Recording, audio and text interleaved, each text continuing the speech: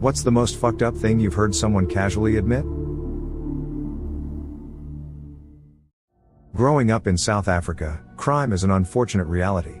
But I'll never forget a colleague coming into work late, and when I jokingly asked if she'd overslept, she replied, "Nah, some asshole tried to steal my car and kidnap me as I was backing out of my driveway, but I guess he didn't think I would retaliate or whatever, but long story short, I had to wait for the police to remove his body from blocking me in. At least I know my shooting skills are still okay."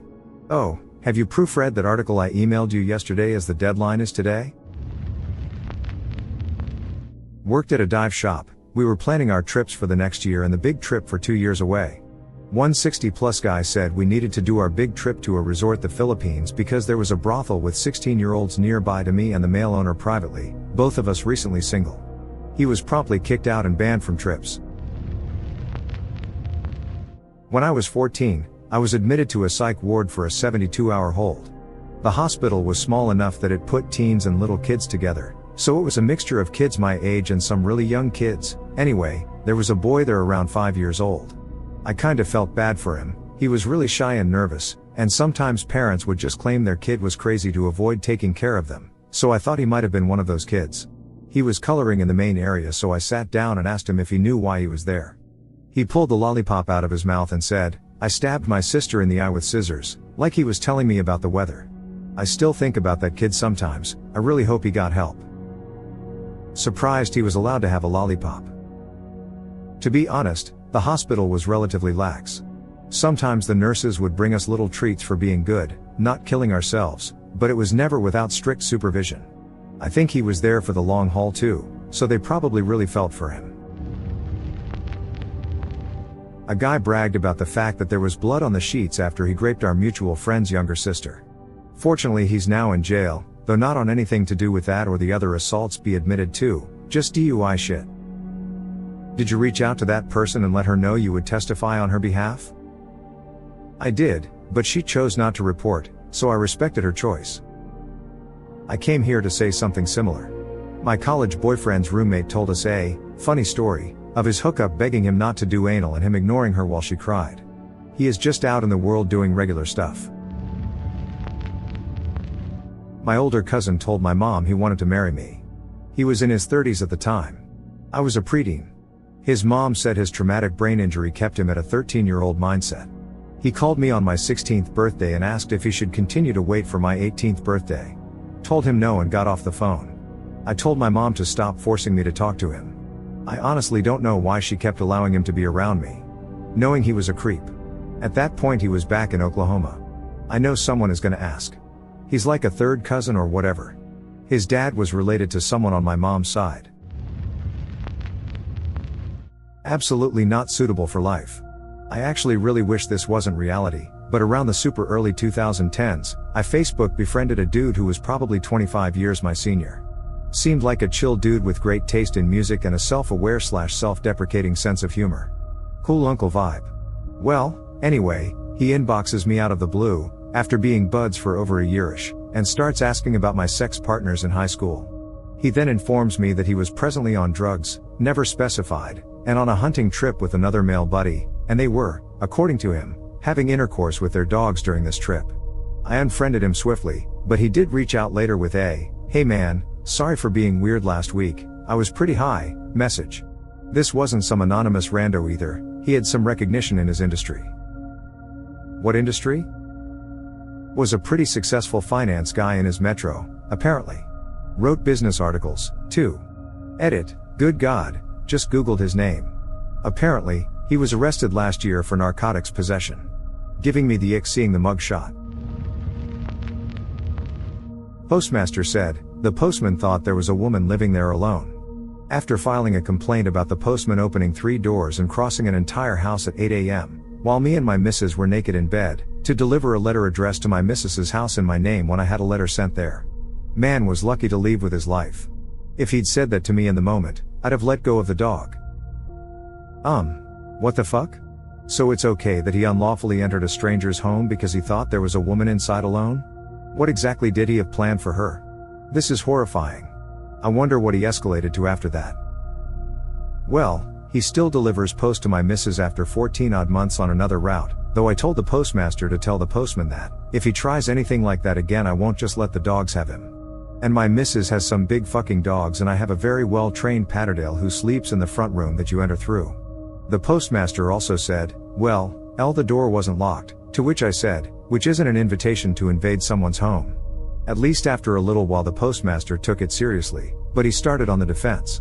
Wasn't until I said if the dog hadn't been restrained he'd be learning about this through a police report that he bucked up and took it seriously. When I was in trade school, one of my clients told me that her dad used her to lure a kid into his car and then murdered the kid. Just said it like the weather. What the actual fuck? That is insane. Did you leave immediately? I finished the service, but afterward I asked my teacher if we should file a report. She said that because the client was not in her right state of mind and because her father was long dead, it was pretty much inadmissible. A woman who abused me told me that her ex-girlfriend had ruined her life by throwing everything out on the lawn and getting a restraining order. She phrased it such that I thought the girlfriend had been hurting her, somehow, and that I would be right in helping her out. I learned later she had so many charges against her. Drunk and disorderly and domestic abuse, among them, and I was just her next person. It's creepy to admit you abused your partner and you think it's their fault. I remember asking my grandmother if it were true that mothers would crush poppy seeds and give them to their kids back in the old country. She replied, "Oh, yes, we all did. We had too much work on our farms to deal with a fussy child. There was my neighbor who accidentally gave her baby too much and she died. That was sad. Anyway, I totally believe this. I grew up in Iran and my mom's family has a poppy farm. She told me that opium was used as medicine in the 50s and 60s like to fight a cold or a really high fever because the Middle East just didn't have access to medicine and they needed to find other ways to help when people got sick. Then proceeded to tell me how to cut a poppy flower the right way. A lot of her cousins that still live in the farmland are hardcore lifelong addicts, but most of our family made it out of that hellhole. Used to work in a mall. A guy from another store would frequently come in and was generally nice but always gave me the ick because he was a real where's my hug it guy.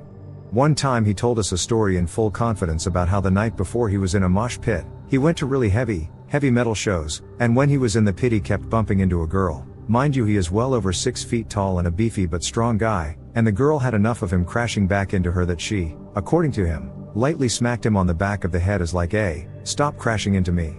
She then moshed away from him and the show went on.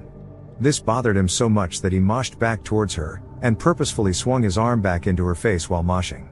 He broke her nose and he was proud of it. Telling us the story like it was something awesome. Because she was covered in blood, had a broken nose, and it was clearly on purpose, she went and reported him to security. But because he had connections with the venue he got her thrown out and banned. Never in my life have I ever been so shocked that someone was voluntarily telling me a story like this but also bragging about it. Fuck you, Dom. That all their brothers and sisters had had sex with each other. First of all, what the fuck, mate? Secondly, I need more information. How many brothers and sisters are we talking? Was it some rural ass inbred family living in the weird places of Alabama? Were they weird ass looking folks that just can't get it from anywhere else, or are they actually enjoying this sort of stuff? I've never felt so grossed out and puzzled at the same time. If memory serves me, it was 5 brothers and 3 sisters, and it was even worse than just brother-sister. It was also father-daughter, etc. One even went to prison over it. Yes, they were backwood hillbillies and apparently they just enjoyed it. Don't know a lot more because I never spoke to them again. How on earth did this come up? I was married. Briefly. To one of the sisters. One of the brothers was arrested for child molestation on his daughter, and shortly after that I found out she was still fucking another brother when I was out of town. I'd traveled for weeks at a time. To top it off, her oldest brother was an evangelical preacher who tried to use the Bible to explain how it was okay. I moved out and never spoke to her or them again. That's what lawyers are for. Wow. What a horrible day to be literate. He told me how when he was a kid he'd force the neighbor girls into his closet, make them undress, and then fill their vaginas full of the marbles in our Hungry Hungry Hippo game. Then he'd make them jump up and down to get the marbles back out. My brother, when he was 15. He told me this as justification to prove that it isn't that big of a deal since it's not even the worst thing he's ever done, because he had just gotten caught watching great porn on my mom's computer at school. She was a teacher and was almost fired for it. No, My parents never got him counseling. Boys will be boys after all. He's getting married in October. They want kids. Holy shit, this is vile. I do not care what you may think is preventing you from telling his fiancée. If you do not tell her, you are making a deeply disgusting choice. If she already knows, well then, fuck, I guess he found his evil counterpart. She knows. They're only getting married because the Navy increases his housing allowance if he has a spouse, and they deserve the extra money if they're gonna live together. She might want kids because she genuinely wants kids. He's okay with having kids because the Navy will increase his housing allowance even more for each kid they have. I wouldn't be surprised if he wants to foster solely because then they can double dip and get payments from the state as well as the increased housing benefits. They're both completely fucking vile.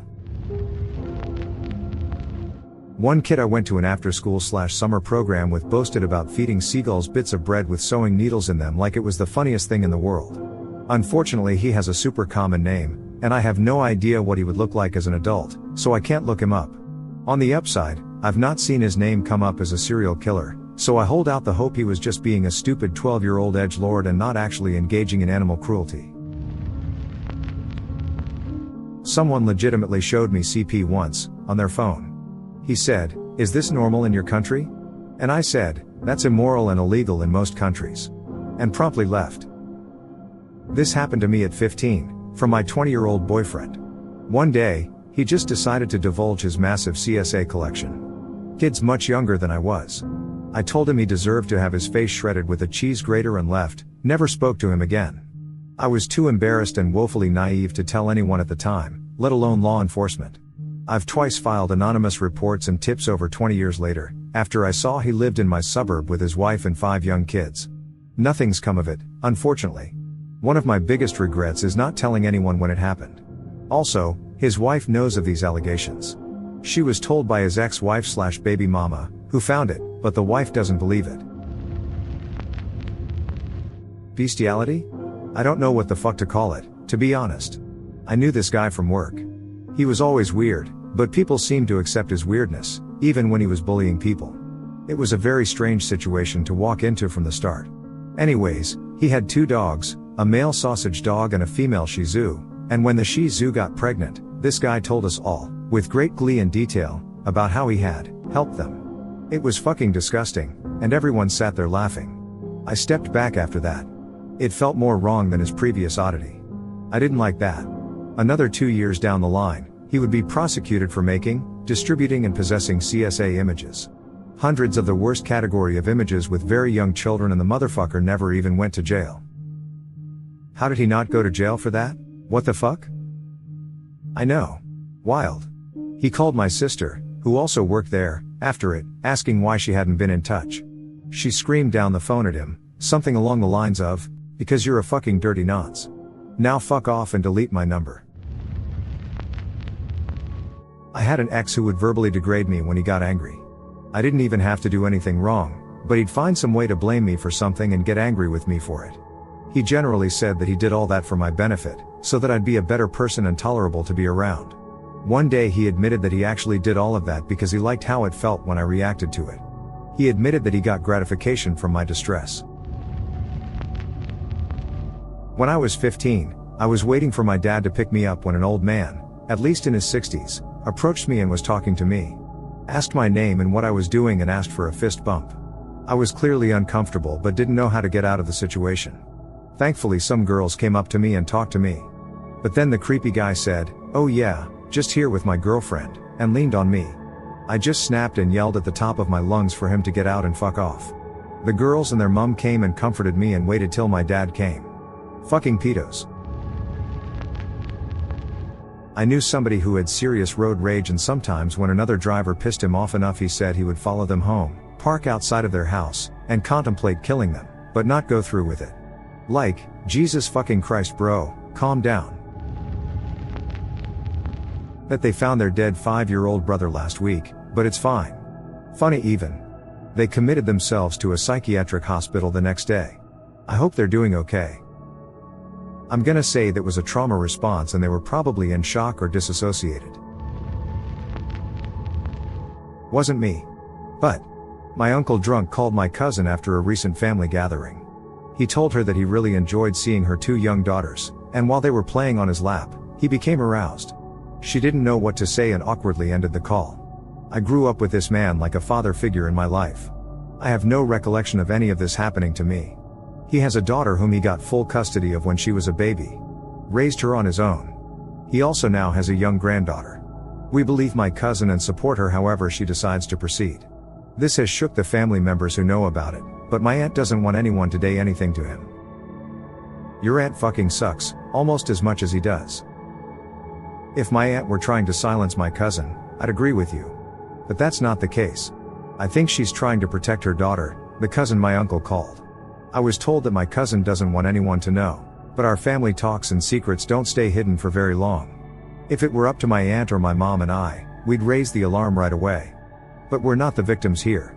Our great-grandfather was a pedophile and I'm sure most of the siblings were his victims. This caused my grandmother to be fiercely protective of us and paranoid of men in general. As of now, we're all vigilant about protecting the kids. He was already on shaky ground with most of the family for his alcoholism, drunken calls, and just being an annoying person overall. My mom, myself, and my brother cut him off years ago, but my aunt tries to keep the peace with her siblings. This, however, is beyond the pale for him, and he won't be invited to anything from now on. It has been very difficult to wrap my head around because it challenges my view of him. It's unforgivable. But it should be noted that it didn't surprise my mother as much as I thought it would. She has stories from their youth that make me question what else I don't know about any of my uncles. Ex-boyfriend was drunk and admitted to raping and sexually assaulting every single foster child that his mom was helping. He didn't express remorse at all. And after I stared at him he said with a disgusting smirk, she had over 100 kids in and out of the house from the time she started taking them. Jesus. Did his mom know this was happening? I told her after we split. She said, I thought something was going on. And you reported this to CPS and the police? I absolutely did. No evidence. Hearsay. No one came forward with their account. I went to the police and CPS and they told me I had nothing. It's not a justice system, it's stupid laws that allow creeps to live among us. This girl admitted to killing her baby. She was a young meth addict in Texas. I was a bum traveler at the time and I think I asked her to for some quick directions around Fort Worth.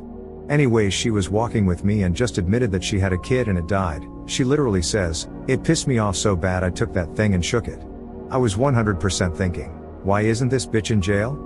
The worst part was she said it was like her 18th or 19th birthday. Others include, murder by beating someone up and pissing on them in the cold which resulted in death. Another guy said he shot his dog up and was in the woods starving when a poodle came in and they ate it. I don't know how much is true but it's too crazy to even process in the moment. Is shot his dog up slang for doing heroin? I've heard it referred to as dog or dog food a while back. Otherwise I am very confused by that anecdote. He shot his dog up with heroin. I later heard that he and his friend stabbed a guy in the neck with a rail spike to rob him when train hopping. The body was found by the train tracks and everyone knew he left with this guy. Had to be the biggest piece of shit I ever encountered. Crazy thing was, before you knew that stuff he seemed normal enough. When I was in high school there was a couple who came and spoke at one of our assemblies. They explained they had a radical parenting plan that involved them introducing their children to adulthood when they came of age. In other words, the mom taught the son sex by having it with him and the dad did the same with their daughter. I remember thinking, what the fuck? But the strangest part of the whole assembly was how they were allowed to finish talking to us and no one cut the microphone or ran them off the stage or anything. There were faculty there that could and should have interrupted them. But I think everyone was just so stunned that no one did anything. What state was this in? Washington. In a little town called Chewelah. And what's the topic they were actually there to discuss? I literally don't remember anything else, other than I think they were a bit fringe cultish. But I don't know what group they were part of, and whatever it was, it seemed to be very small and niche. I guess I was as stunned as everyone else. I do know one of the faculty had invited them. My guess is they were not fully aware of what would be discussed. We also had a substitute teacher that was a former student and he would do sex ed lessons, not part on the lesson plan, he just liked to share personal experience stories. It was highly uncomfortable to sit through his lessons. We all thought he was pervy and gross. According to rumor, he never got permanently hired on because he had a record with a minor. Many years later I heard he had been implicated in some major illegal kink. To my knowledge these two situations were unrelated. Sounds like Children of God stuff. Google it if you want to be real sad and blisteringly angry at the same time. Yeah, in retrospect I think that's probably what it was. The whole thing seemed very recruitish.